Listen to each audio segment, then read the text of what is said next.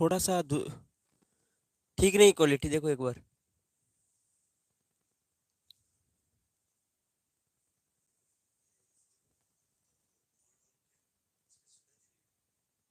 वो तो हो गया, लेकिन थोड़ा ये ठीक नहीं लग रहा मुझे आज।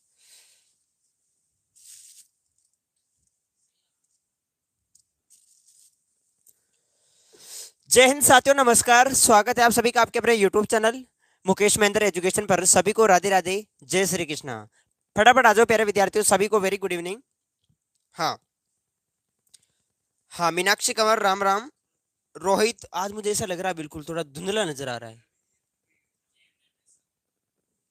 कैमरे में कैसे हो सकता है यार?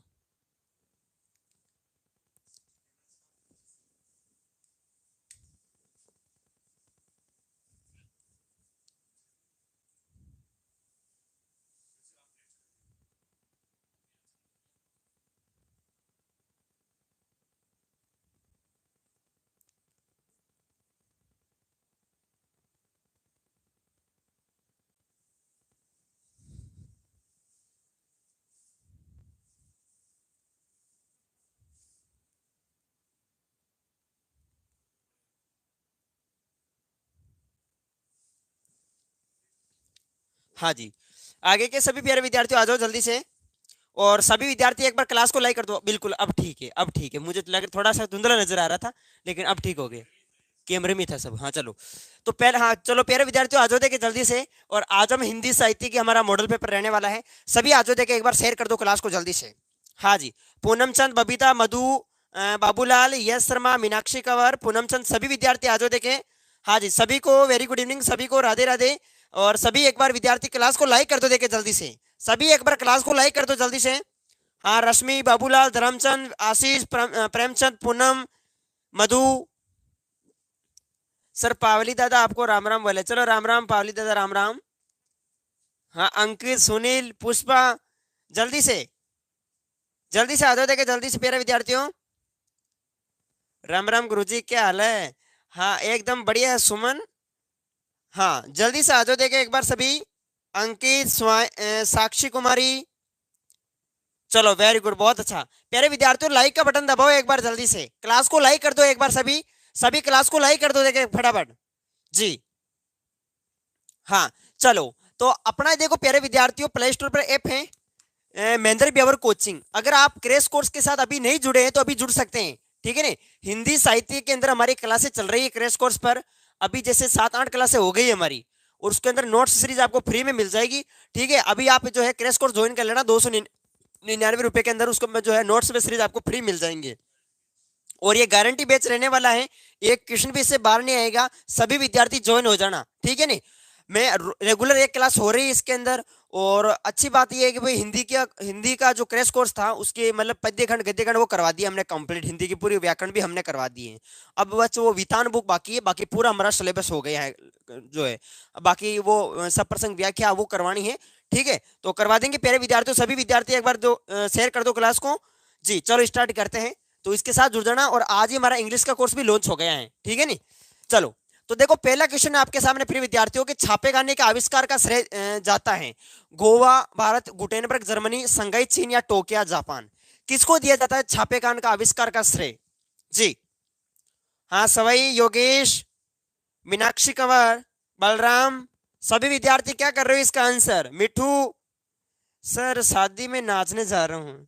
अरे शांतिलाल, अभी 2 मिनट रुक जा तू। क्लास देखने जा, देख अभी कहाँ शादी जा रही हो रे यार, बस दिन कितना बच्चे अपना सामने। हाँ चलो वेरी गुड, बहुत अच्छा प्यारे विद्यार्थियों। देखो सभी के आंसर यहाँ पर ए आ रहे हैं और कई बी आंसर कर रहे हैं। तो यहाँ पर ये हो जाएगा फिर विद्यार्थियों गुटेनबर्ग जर्मनी, ठीक है नी। गुटेनबर्ग जर्मनी से छापेखाने के आविष्कार का श्रेय दिया जाता है गुटेनबर्ग को, ठीक है नी। बी ऑप्शन यहाँ पर राइट हो जाएगा। और भारत में, फिर समझ गए भारत में, अभी क्वेश्चन मैंने लिया आपके सामने आगे।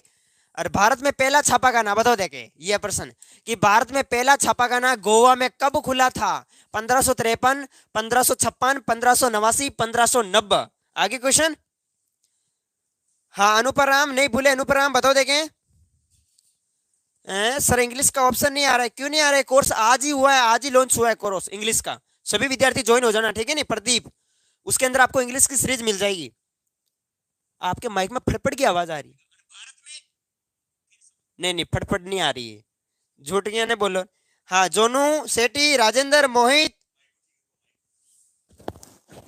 हाँ, अब बताओ प्यारे विद्यार्थियों, इसका आंसर क्या कर रहे हैं आप सभी? चलो वेरी गुड, बहुत अच्छा, सभी के आंसर आ रहे हैं।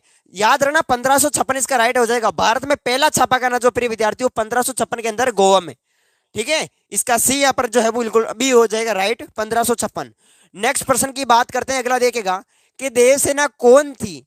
मालवा के शासक बंधु वर्मा की बहन, कार्नेलिया की बहन, या फिर धनु कुबेर की कन्या, या प्रणदत्त की बहन? बताओ देखें। हाँ जी, Poonam Chand, Tolaram, very good very good, बहुत अच्छा पंकज, सभी के आंसर आ रहे हैं। बहुत अच्छा, एक बार क्लास को लाइक कर दो देखे जल्दी से। चित्रकला की क्लास नितेश जल्दी आएगी, कल चित्रकला की होगी, ठीक है ना, कल होगी चित्रकला की। हाँ, सपना, सभी के आंसर आ रहे ए। तो याद रखेगा, मालवा के शासक बंधु वर्मा की बहन थी प्रिय विद्यार्थियों देवसेना, जो कि प्रेम करती थी स्कंदगुप्त से। किससे प्रेम करती थी? स्कंदगुप्त से प्रेम करती थी प्रिय विद्यार्थियों, याद रखें, ठीक है नहीं। देवसेना मालवा के शासक बंधु वर्मा की बहन थी, वेरी गुड। चलो आगे देखते हैं अगला प्रश्न। अगला है कि कवि ने आशा को बावली क्यों कहा है? प्रश्न आपके सामने वेरी वेरी इंपॉर्टेंट प्रिय विद्यार्थियों, कवि ने जो है आशा को बावली क्यों कहा है? जी, प्रदीप सिंह, इंग्लिश की तो आज कोर्स लॉन्च हो गया ना, आप क्या कर रहे हो?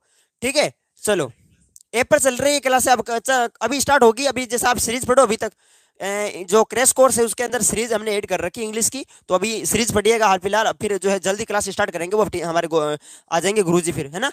तो देखो, कवि ने आशा को जो है बावली क्यों कहा है? तो उत्तर आपको लिखना प्रिय विद्यार्थियों कि आशा जो होती है वो आशा व्यक्ति को भ्रमित कर देती है, ठीक है नहीं, भ्रमित कर देती है, उसे बावला बना देती है।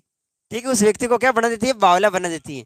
देखो, प्रेम में, हाँ, बावला मतलब पागल बनाते हैं। प्रेम में प्रेमी विवेकहीन हो जाते हैं, ठीक है ना, विवेकहीन हो जाते हैं। प्रेम अंधा होता है, ठीक है, जिस प्रकार कानून के अंधा हो, लेकिन प्रेम में अंधा होता है, ठीक है। देवसेना स्कंदगुप्त के प्रेम में बावली हो गई थी, उससे बिना सोचे समझे स्कंदगुप्त से प्रेम किया, और ये आशा मन में पाली कि स्कंदगुप्त उससे अपना, ठीक है, अपना लेगा। किसको? देवसेना को, सॉरी इसका, हाँ, देवसेना को। उसकी आशा उसके मन का पागलपन ही था, वे स्कंदगुप्त का प्रेम नहीं पा सकी, ठीक है नहीं। हाँ, वेरी वेरी गुड, तो ये ध्यान रखना आप सभी। हाँ, स्कंदगुप्त तो वो चाबी पे था, समझ में आ गया। स्कंदगुप्त किसको प्रेम करता था? अरे स्कंदगुप्त तो विद्या से, ठीक है, और देवसेना चाबी स्कंदगुप्त ने, इसको तो विद्या फिर ध्यान है बस। ठीक है, चलो अगला देखा, अगला प्रश्न ये भी इंपॉर्टेंट है, कवि ने आशा को बावली क्यों कहा आ सकता है? सिकंदर के सेनापति सिलिकुस की बेटी का नाम था कॉर्नेलिया, विजया, देवसेना, जयमाला। बताओ। हम्म, हाँ, उमर, बाबूलाल, बलराम रावत, सुनील, सुनीता, सभी विद्यार्थी करो देखिए इसका आंसर। सर मुझे, नहीं नहीं, हाँ, सुनील, वेरी गुड, बहुत अच्छा प्यारे विद्यार्थियों। अनुपराम जी, पुष्पा मोदी, सुनीता शर्मा, क्या कर रहे हो इसका आंसर? देखो विद्यार्थियों, सभी एक बार लाइक करो क्लास को जल्दी से। मेरा नाम लो सर, तेजाराम, तेजाराम, चलो बहुत अच्छा, क्या आंसर कर रहे हो? ए आंसर, हाँ जी, कार्नेलिया हो जाएगा। क्या हो जाएगा इसका आंसर? कॉर्नेलिया। सिकंदर के सेनापति सिल्यूकस की जो बेटी थी वो थी कॉर्नेलिया, ठीक है नी, ए राइट हो जाएगा, ए, वेरी गुड, बहुत अच्छा, सभी के आंसर आए हैं। नेक्स्ट देखो अगला प्रश्न। अगला प्रश्न है प्रिय विद्यार्थियों, सरोज स्मृति कैसा गीत है? शोक गीत है, या विवाह गीत है, या प्रेम गीत है, या इनमें से कोई नहीं? बताना है सरोज स्मृति जो है वो कैसा गीत है, जल्दी से। हाँ, मोनू, तरुणा, सेठी। सर इंग्लिश का कोर्स कैसे अरे क्या नाम, पावली कॉमेडी कह रहे हैं, तो आपको प्ले स्टोर पे जाना है, ये डाउनलोड करना है, महेंद्र भी और कोचिंग ऐप डाउनलोड करना है। अपने नंबर लगेंगे, ऑटोमेटिक खुल जाएगा, उसके अंदर इंग्लिश की प्राइस जो भी आपको, जो भी सब्जेक्ट की चाहिए, जिस भी सब्जेक्ट की, वो आपको मिल जाएगी वहां पर, ठीक है। और कोई भी दिक्कत आए तो ये नंबर दे रखे हैं, मैसेज कर देना इन नंबरों पे 8955661301। प्यारे विद्यार्थियों, गारंटी बेच रहेगा, सभी को जिसको भी चाहिए मैसेज कर देना, ठीक है नी। चलो, हाँ, यस शर्मा, मोनू, सभी विद्यार्थियों का आंसर आ रहे हैं ए। तो शोक गीत हो जाएगा। सरोज स्मृति जो कैसा गीत है प्रिय विद्यार्थियों? ये शोक गीत है, ठीक है नी, याद रखना। हाँ, ऑप्शन नंबर ए इसका राइट हो जाएगा। नेक्स्ट प्रश्न है प्रिय विद्यार्थियों अगला, कि मुक्त छंद के प्रवर्तक कवि माने जाते हैं? निराला जी, जयशंकर प्रसाद जी, अज्ञे जी, या रघुवीर शाही? हाँ, स्कंदगुप्त ने देवसेना को धोखा दे दिया सर। हाँ सुमन, बिल्कुल। हाँ, बलराम, जोनू, नवीन, किटू, भावना, बहुत अच्छा प्यारे विद्यार्थियों, सभी के आंसर आ रहे हैं। जी देखो, एक बार आप सभी की संख्या 200 प्लस है प्यारे विद्यार्थियों, सभी एक बार क्लास को लाइक करो, एक बार अंगूठा दबाओ बटन फटाफट जल्दी से। जी बहुत अच्छा, सुनीता, मोनू, भावना, पूनमचंद सभी के आंसर आए। तेजेश बिल्कुल, क्या हो जाएगा? अरे सूर्यकांत त्रिपाठी निराला, जिनका जन्म पश्चिमी बंगाल के महिसादल में हुआ था, कब हुआ था? 1898 ईस्वी में। तो यानी मुक्त छंद के प्रवर्तक कवि कौन माने जाते हैं? तो मुक्त छंद के प्रवर्तक कवि माने जाते हैं हमारे निराला जी, ठीक है नहीं? निराला जी यहाँ पर राइट हो जाएगा। चलो वेरी गुड, बहुत अच्छा। सर आप हिंदी की कौन सी ऐप के अंदर? तो प्यारे विद्यार्थियों हिंदी की जो आरो बुक चल रही थी, पहले हमने ऐप के अंदर व्याकरण करवाई, व्याकरण कंप्लीट हुई, फिर व्याकरण होने के बाद आरो बुक जा उसका पद्यखंड गद्यखंड कंप्लीट हो गया आज, और कल वितान बुक हो जाएगी, फिर हमारा पूरा सिलेबस कवर हो जाएगा, फिर मैराथन बुलेट क्लास चलेगी ऐप के अंदर, ठीक है नहीं? और गारंटी बेच रहेगा, एक क्वेश्चन भी उससे बाहर नहीं जाएगा, 100%। ठीक है, बोर्ड के पेपर सोल्यूशन सब करवा दूंगा मैं उसके अंदर। सर मैं न्यू स्टूडेंट हूँ, Pooja Bishnoi welcome. Anil army girl, क्या आंसर कर रहे हो इसका? अच्छा वेरी गुड वेरी गुड, बहुत अच्छा प्यारे विद्यार्थियों, इसका निराला जी हो जाएगा। अगला प्रश्न देखो, देखे। हाँ अगला प्रश्न है, वह लता वही की, वह लता वही की जहां कली तू खिली, पंक्ति के माध्यम से किस प्रश्न को उद्घटित किया गया है? बताना है आप सभी को, उद्घटित किया गया है। यहां पर देखिएगा प्रिय विद्यार्थियों, कवि ने सरोज की माता को लता और सरोज को कली बताया गया है। आप बताएंगे फिर विद्यार्थियों, सरोज स्मृति किसकी रचना है? अरे कवि कौन है सरोज स्मृति? सरोज स्मृति जो प्रमुख आपके सामने जो शोक गीत हैं सरोज स्मृति, इसके कवि कौन है? निराला जी। कौन है? सूर्यकांत त्रिपाठी निराला। तो कवि ने सरोज की माता को लता और सरोज को कली बताया है, ठीक है? सरोज की माता को क्या बताया? लता बताया है, सरोज को कली बताया है। सरोज की माता को अपने मायके में सुख मिला था, ठीक है? जो सरोज की माता थी उसके मायके में जो है वो सुख मिला था, और सरोज को भी अपनी नानी के घर स्नेह मिला था, प्रेम मिला था। पंक्ति से एक माय ये भी प्रकट होता है, इसमें यह प्रकट होता है कि सरोज का ननियाल लता है, ठीक है? सरोज का जो ननियाल है वो क्या है? लता है, और सरोज कली है, क्योंकि सरोज बचपन से वही रही और वही बड़ी हुई थी, ठीक है? वही पाल पोस के वो बड़ी हुई। जी सॉरी सर लेट हो गया, कोई नहीं कुणाल। हाँ जी बहुत अच्छा प्यारे विद्यार्थियों। जी बिल्कुल, कृष्ण कुमार बिल्कुल भूगोल की करवा देंगे, बिल्कुल, है ना? हाँ चलो इसका ये ध्यान रखना फिर विद्यार्थियों। अगला प्रश्न है, उल्टा पिरामिड शैली के भाग हैं इंट्रो, बॉडी, समापन या सभी? हाँ जल्दी से प्यारे विद्यार्थियों, तरुण, सिमी, सर में लेट होगी, कोई बात नहीं सिमी। हाँ जल्दी से बताओ देखिए इसका आंसर प्यारे विद्यार्थियों सभी, और क्लास को एक बार लाइक करो जल्दी से। नरेश, सीता, निखिल, जोनू, संदीप, तोलाराम जी, कृष्णा, मीनाक्षी कंवर, क्या आंसर कर रहे हो? डी। जी बिल्कुल, अगर आपको एग्जामिनर पूछे कि उल्टा पिरामिड शैली इसके कितने भाग हैं, तो इसके 3 भाग है फिर विद्यार्थियों। सबसे पहले इंट्रो, जो इसका पहला भाग होता है इंट्रो, फिर बॉडी और फिर समापन, ठीक है? ये तीनों भाग याद रखना, इंट्रो, बॉडी, समापन। ऐसे भी पूछ सकता है कि उल्टा पिरामिड शैली के भाग और कौन सा नाम लिखिएगा, तो इंट्रो, बॉडी और समापन, ये तीनों आपको ध्यान रखने हैं, ठीक है? चलो नेक्स्ट प्रश्न देखो, अगला प्रश्न क्या है? अगला प्रश्न है प्रिय विद्यार्थियों कि निम्न आधुनिक माध्यमों में से सबसे पुराना माध्यम कौन सा है? बताओ देखे, मुद्रित माध्यम, रेडियो, टीवी या इंटरनेट, कौन सा यहाँ पर पुराना माध्यम है? जल्दी से सभी विद्यार्थी एक बार क्लास को लाइक करो और सभी शेयर कर दो, देखे जल्दी से। हाँ सिमी, निखिल, आंसू, पूनम चंद, नवीन, मोनिका, तरुण, वेरी गुड, बहुत अच्छा प्यारे विद्यार्थियों, दिनेश, सभी के आंसर यहाँ पर आ रहे हैं बिल्कुल। कई आंसर ए कर रहे हैं और कई बी आंसर कर रहे हैं, देखिएगा प्यारे विद्यार्थियों यहाँ पर देखो। सर मेरा नाम कभी लेते हो? अच्छा पवन, हाँ आंसर पर आंसर करते रहो फटाफट सभी विद्यार्थी, और क्लास को लाइक कर दो देखे जल्दी से। हाँ लालचू, तेजेश, जोनू, सभी के आंसर यहाँ पर आ रहे हैं। कई विद्यार्थी बी कर रहे हैं और कई विद्यार्थी ए कर रहे हैं। तो देखो मेरी बात सुनो, निम्न आधुनिक माध्यमों में सबसे पुराना माध्यम की बात करें तो वो है मुद्रित माध्यम। कौन सा हो जाएगा? मुद्रित माध्यम, यानी समाचार पत्र। ये समाचार पत्र जो है वो सबसे पुराना माध्यम है प्यारे विद्यार्थियों। ए वाले बिल्कुल सभी राइट है, ए वाले सभी राइट है प्यारे विद्यार्थियों, वेरी गुड। नेक्स्ट प्रश्न की बात करें तो अगला प्रश्न है आपके सामने, देखेगा कि पंडुबा शब्द से तात्पर्य है क्या है? पंडुबा शब्द, पंडुबी, गोताखोर, समुद्र या मछली? अरे पंडुबा का मतलब समुद्र में डुबकी लगाने वाला, तो पंडुबा शब्द से तात्पर्य क्या है बताओ देखे। हाँ जी नरेश, अंशु, लोकेश, शिमी, सोनम, सुनीता, सुनील, वेरी गुड, सभी विद्यार्थी आंसर कर देंगे जल्दी से। हाँ मोनिका, वेरी गुड, मोनू, पूनमचंद, लोकेश, मधु, तरुण, सोनम, याचिका, कप्तान, जोनू, पूर्वी, ठीक है। सभी विद्यार्थियों के आंसर आ रहे हैं गोताखोर। तो यहाँ पर क्या हो जाएगा प्रिय विद्यार्थियों, पंडुबा जो शब्द है इसका तात्पर्य है गोताखोर से, ठीक है नहीं, ध्यान रखना है। अगले प्रश्न की बात करते हैं। देखो अगला प्रश्न आपके सामने है प्यारे विद्यार्थियों, सूर्यकांत त्रिपाठी निराला, इनका आपको पूछेगा प्रमुख परिचय। तो देखिएगा प्रश्न क्या पूछा है कि सूर्यकांत त्रिपाठी निराला जी का प्रमुख साहित्यिक परिचय लिखिए, ठीक है। इंपोर्टेंट भी है प्रिय विद्यार्थियों, ध्यान रखना, इंपोर्टेंट है ये, बोर्ड एग्जाम में मिल सकता है कि सूर्यकांत त्रिपाठी निराला जी का साहित्य परिचय लिखिए। क्या क्या याद करना वो देखेगा। सबसे पहले बात करें उत्तर के अंदर आपको लिखना है कि जो सूर्यकांत त्रिपाठी निराला जो है इनका जन्म कब हुआ था, ये आपको ध्यान रखना है।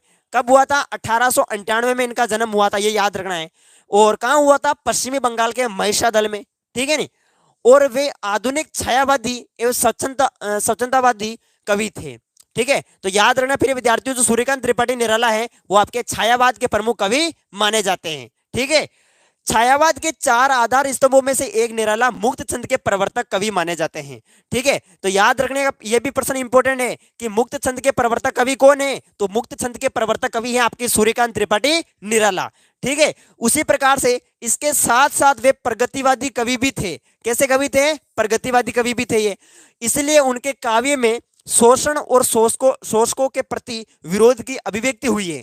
उन्होंने भारतीय प्रकृति और संस्कृति, भारतीय किसान और जीवन के यथार्थ के विभिन्न पक्षों को चित्रण किया है। निराला का जीवन संघर्षों से भरा हुआ है, तभी वे कहते हैं दुख ही जीवन की कथा रही। क्या रही, दुख ही जीवन की कथा रही, क्या कहूं आज जो नहीं कही। निराले के काव्यकृतियां निम्न है प्रिय विद्यार्थियों। अब ये काव्यकृता भी आपको याद रखनी अच्छे से, मेन इंपॉर्टेंट। देखो कौन कौन से इनकी काव्य कृतियां हैं।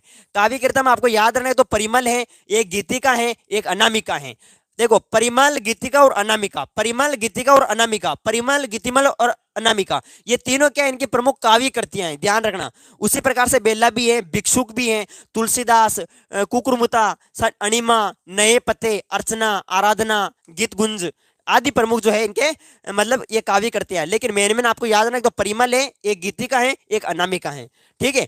इसके अलावा बात करें बिल्लेसुर, ये देखो ये भी इंपॉर्टेंट है, बिल्लेसुर बकरिया, ये प्रमुख इनका उपन्यास है, उपन्यास ध्यान रखना है, बिल्लेसुर बकरिया, ठीक है। उनका संपूर्ण साहित्य जो है प्रिय विद्यार्थियों निराला रचनावली के 8 खंडों में प्रकाशित हो चुका है। तो आपको यह भी प्रश्न बन सकता है कि निराला का जो संपूर्ण जो प्रमुख साहित्य निराला रचनावली जो है वो कितने खंडों में प्रकाशित है, तो यह 8 खंडों में प्रकाशित है, ठीक है। इनका संपूर्ण साहित्य कितने खंडों में प्रकाशित है प्रिय विद्यार्थियों, 8 खंडों में प्रकाशित है। यह प्रश्न भी आप सभी विद्यार्थियों को याद करना है। क्या बोल रहे हैं।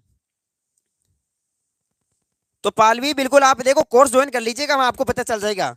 हाँ ठीक है लोकेश, क्या बात है, वेरी गुड। हाँ कुणाल, चलो बस आपको क्या क्या याद रखना। देखिएगा सबसे पहली बात, निराला का जन्म कब हुआ, 1898 में ईस्वी में हुआ था, पश्चिमी बंगाल के महिषादल में। दूसरी बात, ये छायावाद के प्रमुख कवि माने जाते हैं, छायावाद के प्रमुख कवि माने जाते हैं निराला जी, ठीक है।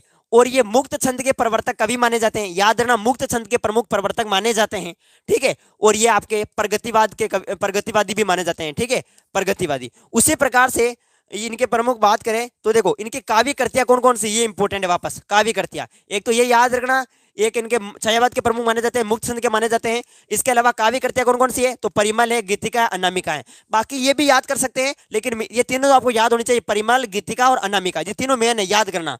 उसी प्रकार से इनका प्रमुख जैसे उपन्यास, वो भी याद कर लेना, उपन्यास भी इंपॉर्टेंट है, बिल्लेसुर और बकरिया, ठीक है, बिल्लेसुर और बकरिया ये इनका उपन्यास है, ठीक है। और इनका जो संपूर्ण साहित्य वो कितने खंडों में प्रकाशित हुआ है, तो 8 खंडों में। ये प्रश्न भी कई बार एग्जाम में पूछा गया है कि निराला जी का जो संपूर्ण साहित्य है वो कितने खंडों में प्रकाशित हुआ है, तो 8 खंडों में प्रकाशित हुआ है, ठीक है। चलो वेरी गुड। सर आपका एक ऐप नहीं मिल रहा है, पूजा बिश्नोई कह रहे हैं। कैसे नहीं मिल रहा है, पूजा बिश्नोई नहीं मिल रहा है, तो देखो ये देखो आप जैसे वीडियो देख रहे हो, मेरी बात सुनो, ये वीडियो देख रहे हो आप, कमेंट कर रहे हैं, देखो ये कमेंट चल रहे हैं आपके, तो बस ये देखो ये लिंक दे रखा है ना यहाँ पर, देखो ये देखो ये लिंक दे रखा है, इस पर क्लिक कर लो आप, इस पे क्लिक करके जाओ, नहीं मिल रहा है तो बाकी प्ले स्टोर पे सर्च करेंगे, प्ले स्टोर पे जाओ, प्ले स्टोर पे वहां सर्च करो महेंद्र ब्यावर कोचिंग, तो अपना ऐप आ जाएगा। जैसे अपने चैनल की जो डीपी है वैसी की वैसी डीपी लगा रखी है, ठीक है। इंस्टॉल कर लो और जो भी कोर्स आपको परचेज करना है परचेज कर लीजिएगा, ठीक है। नहीं नंबरों से वो हो जाएगा रजिस्ट्रेशन। हाँ चलो वेरी गुड। अब देखते हैं प्रिय विद्यार्थियों अगला प्रश्न। अगला प्रश्न आपके सामने, ये यहाँ पर बीप नहीं है, सॉरी यहाँ पर दीप है प्रिय विद्यार्थियों, थोड़ा मिस्टेक देखेगा, ठीक है, दीप है, दीप। ये दीप अकेला इसने मरा नहीं, इसने भरा है, ठीक है नहीं। ये दीप अकेला इसने भरा पंक्ति में, दीप शब्द जो है वो किसका प्रतीक है? समष्टि का, वेष्टि का, पंक्ति का, या उपयुक्त सभी का? जल्दी से बताओ देखे। हाँ, आंसू, रामलाल, पुष्पा, शांति, रतन, रोहित, श्रवण, कोमल, नवीन, निखिल, सिमी, चौहान। वाह वाह, क्या बात है। सभी आंसर करो जल्दी से। सर मैं 3 दिनों से, तीनों क्या हुआ है, 3 दिनों से आया हूँ तो कटे चालू कर फुकराज। हाँ, चलो, वेरी गुड लोकेश, आरू, सभी के आंसर यहाँ पर बी आ रहे हैं, बी वेष्टि का। तो प्रिय विद्यार्थियों, ये दीप अकेला इसने भरा, पंक्ति में जो दीप आया है, दीप, ये शब्द किसका प्रतीक है? तो ये वेष्टि का प्रतीक है प्रिय विद्यार्थियों, ध्यान रखना, वेष्टि का है। और यहाँ पर जो वेष्टि का अर्थ है, अभी आपको पता होगा, सर आपको अर्थशास्त्र पढ़ाते हैं, बिल्कुल पता होगा, सूक्ष्म। इसका अर्थ क्या होता है? सूक्ष्म, या फिर हम कह सकते हैं छोटा। और जिस प्रकार से व्यक्ति, एक समाज, मैं कहूँ आपके सामने समाज, अब समाज तो बहुत बड़ा हो गया, अरे समाज तो बड़ा हो गया, समाज से एक व्यक्ति अलग हो जाता है, मतलब छोटा। तो यानी मेरे विद्यार्थी, जो वेष्टि, व्यष्टि का अर्थ होता है सूक्ष्म या छोटा, यानी ये किसका प्रतीक है? व्यक्ति का प्रतीक है। यानी दीप किसका प्रतीक है? व्यक्ति का प्रतीक है। ठीक है, यहाँ पर वेष्टि हो जाएगा। बाकी समष्टि का जो अर्थ होता है, समष्टि वो होता है समाज। ठीक है, नहीं, बिल्कुल यहाँ पर क्या आंसर हो जाएगा? ऑप्शन नंबर बी हो जाएगा, वेष्टि का। Very good. चलो अगला प्रश्न देखते हैं। अगला प्रश्न है प्रिय विद्यार्थियों, दिशा कविता जो है वो किस भाव पर केंद्रित है? दर्शन मनोविज्ञान पर, बाल मनोविज्ञान पर, दोनों, या मस्तिष्क मनोविज्ञान पर? बताओ देखे जल्दी से। वेरी गुड, वेरी गुड, बहुत अच्छा। संदीप क्या आंसर कर रहे हो? अच्छा सर, मेरी काय करनी है थोड़े दिनों पता चल रहा संदीप, पढ़ ले अच्छे से। ठीक है, काय मतलब मोरे बोल जाए बड़ थोड़ा दिन बाद में, पढ़ ले तो कौन नहीं, जीएफ जीएफ कर लाग रही है, फिर काय को नहीं थोड़ा ओडी यार तू पढ़ ले पहली, काय को नहीं, मैं सच में सही बता रही हूँ तने ठीक है, फिर तारा घरे घणो चले लो के, अरे धूल उड़ा दी रे, धूल उड़ा दी रे, ये बोली फिर। पढ़ ले काय को नहीं है जेब में। ठीक है, नहीं वही समय थारे सामने। दिशा कविता किस भाव पर केंद्रित है? बताओ देखे फिर विद्यार्थियों। लोकेश, रतन, सिमी, मनीष, बताओ। सभी कर रहे हैं इसका आंसर बी। अच्छा, बी, माल बाल मनोविज्ञान, बिल्कुल बाल मनोविज्ञान हो जाएगा। ठीक है, दिशा कविता किस भाव पर केंद्रित है? बाल मनोविज्ञान पर केंद्रित है फिर विद्यार्थियों। Very good. चलो अगला देखो। अगला प्रश्न है आपके सामने कि ये दीप अकेला कविता का मूल भाव प्रतिपद्य क्या है? ये भी इंपॉर्टेंट प्रश्न है। मैं वही प्रश्न करवाऊंगा जो इंपॉर्टेंट है फिर विद्यार्थियों, ध्यान रखना। ठीक है, नहीं, और हमारे अभी हिंदी साहित्य के अंदर क्रैश कोर्स ज्वाइन कर लेना आप, उससे तो एक प्रश्न भी बाहर नहीं आएगा। जो क्लासेस दे रहा हूँ, जिन विद्यार्थियों ने ज्वाइन कर रखा है, जो क्लासेस मैं दे रहा हूँ ऐप पर, वो साथ साथ में आप नोट करते हुए चलना है। उसकी पीडीएफ आपको साथ साथ में मिल रही है। ठीक है, नहीं, तो देखो प्रिय विद्यार्थियों, ये दीप अकेला कविता का जो मूल भाव है वो क्या है? देखेगा, ये दीप अकेला कविता में कवि जो है अज्ञे ने दीपक को मनुष्य के प्रतीक स्वरूप, अज्ञे ने दीपक को मनुष्य के प्रतीक स्वरूप लिया है। जिस प्रकार एक अकेला दीपक जो है समर्थ होते हुए अपना प्रकाश दूर दूर तक नहीं फैला सकता, तथा उसी प्रकार अकेला व्यक्ति शक्तिहीन होता है। कहने का मतलब ये, कवि ये कहना चाह रहे हैं मेरे विद्यार्थियों कि मतलब एक अकेला दीपक इस प्रकार से जल रहा है, अकेला दीपक इस प्रकार से जल रहा है, तो वो इतना सुंदर नहीं लग रहा है। अगर इसी दीपक को एक पंक्ति में जो दीपक जल रहे हैं, पंक्ति में जो दीपक जल रहे हैं, उसके साथ उस पंक्ति के अंदर ऐड कर दिया जाता तो और भी सुंदर लगता है। उसी प्रकार यहाँ पर अगर मान लो कोई भी इस दीपक को, ये एक दीपक है, इसको मान लेते हैं एक व्यक्ति है, और ये जो व्यक्ति है वो शक्तिवान है, मतलब शक्ति, इसके अंदर शक्ति है। ठीक है, तो इसके अंदर कितना ही ज्ञान का भंडार हो, लेकिन फिर विद्यार्थियों यदि ये व्यक्ति समाज के साथ जुड़ जाता है, जिससे क्या समाज के साथ जुड़ जाता है, तो इसकी भी इज्जत होगी और साथ ही समाज भी मजबूत बनेगा, राष्ट्र भी मजबूत बनेगा। ठीक है, बस ये बताना चाह रहे हैं कि वह दीपक अनेक दीपकों की कतारों में रख देने से क्या होता, रख देने से अधिक जगमगाने लगता है, तथा उसकी सौंदर्यता बढ़ जाती है। क्या बढ़ जाती है? सौंदर्यता बढ़ जाती है। उसी प्रकार एक व्यक्ति समर्थ है, ठीक है, समर्थ है, शक्तिवान है, स्वतंत्र है, अपने आप में इसने एक करुणा लिए हुए हैं, फिर भी उसकी सार्थकता समाज के साथ जुड़ने में है। अतः अज्ञे जी कविता के माध्यम से व्यक्तिगत सत्ता को सामाजिक सत्ता से जोड़ने पर बल देते हैं। ठीक है, व्यक्तिगत सत्ता को सामाजिक सत्ता के साथ जोड़ने पर बल देते हैं। ठीक है, तो ये भी प्रश्न आपको ध्यान रखना है। मुझे बचा लो मास्टर जी, मुझे बचा लो, था ना, क्या बचा रहे हैं? पढ़ ले अच्छे से। सिंगर सुमन, पढ़ ले अच्छे से। बाबूलाल सर, मैंने भूल गया कि किन्ने नहीं बोले तो लाई की फूफड़ी बुलाते एक बार जल्दी से, सभी लाई की फूफड़ी बुलाओ। जय बाबा की कौन? हाँ, जय बाबा भैया आदेश। चलो पढ़ लो। Very good. तो ये भी ध्यान रखना प्रिय विद्यार्थियों, ये दीप अकेला कविता का मूल भाव इस प्रकार से आपको लिखना है। नेक्स्ट प्रश्न देखो, अगला प्रश्न है आपके सामने, बनारस कविता में किस ऋतु का उल्लेख हुआ है? बताना आप सभी को, शीत ऋतु, वर्षा ऋतु, वसंत ऋतु या इनमें से कोई नहीं। हाँ सर, इंग्लिश की सीरीज आगे क्या? सोनू बिल्कुल इंग्लिश की सीरीज आपको ऐप पर मिलेगी, ठीक है, क्रैश कोर्स के अंदर।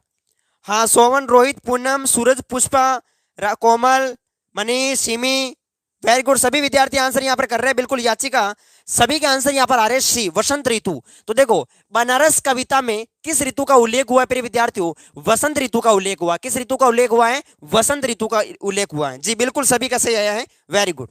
चलो अब अगला प्रश्न देखते हैं। अगला प्रश्न आपके सामने, कवि ने माता कौशल्या के दुख की तुलना किससे की है? कवि ने माता कौशल्या के दुख की तुलना किससे की है प्रिय विद्यार्थियों? भरत से, राजा दशरथ से, वियोग मोरनी से या पथिक से? हाँ वेरी गुड, वेरी गुड, बहुत अच्छा। सभी आंसर को देखे जल्दी से।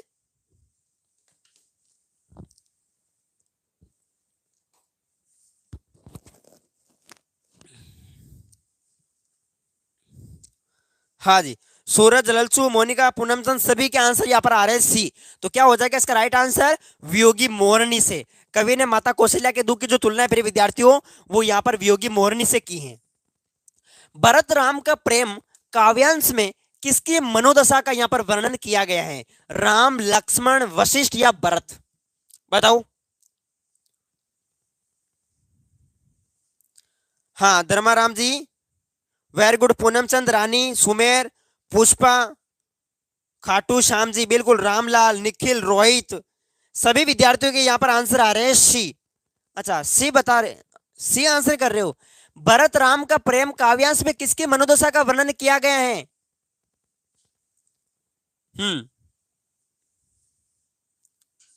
डी होगा, डी भरत होगा रे फिर विद्यार्थियों, भरत। भरत राम का प्रेम काव्यांश में किसके मनोदशा का वर्णन किया है? भरत की। नेक्स्ट प्रश्न, बस इसी के साथ ये क्लास हुई कंप्लीट।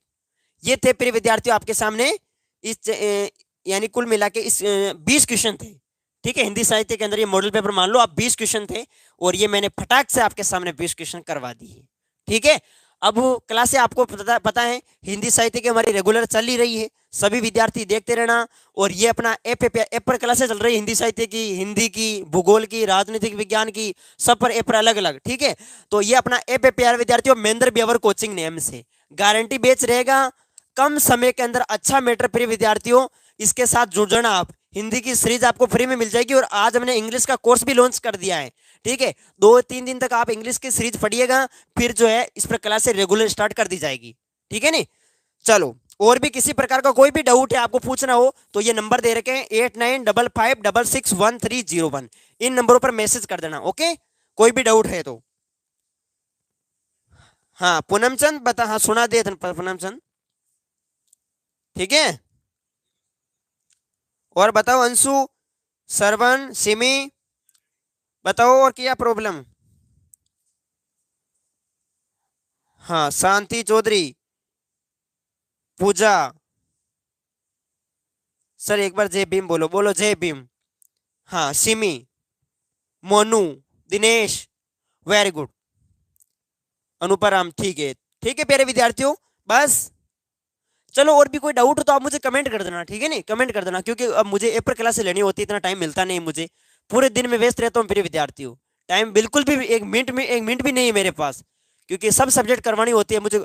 गारंटी ले रहा हूँ प्रिय विद्यार्थियों, क्वेश्चन एक भी ऐप से बाहर नहीं आएगा। जो भी आपने कोर्स ज्वाइन कर लिया, मान लो भूगोल का ज्वाइन कर लिया, तो भूगोल के आपका जो बोर्ड पेपर बनेगा वो पूरा भूगोल के कोर्स ही बनेगा, इससे बाहर नहीं आने वाला, ठीक है। पूरा जो बोर्ड का पेपर होगा वो पूरा सॉल्यूशन में करवा दूंगा उसके अंदर, ठीक है। चलो मिलते हैं आप सभी विद्यार्थियों को, ऐप पर मिलेंगे। अभी ऐप पर एक क्लास लेनी है मुझे ज्योग्राफी की, ठीक है। चलो प्यारे विद्यार्थियों, नेक्स्ट वीडियो मिलते हैं आप सभी को राधे राधे, जय श्री कृष्ण, ओके।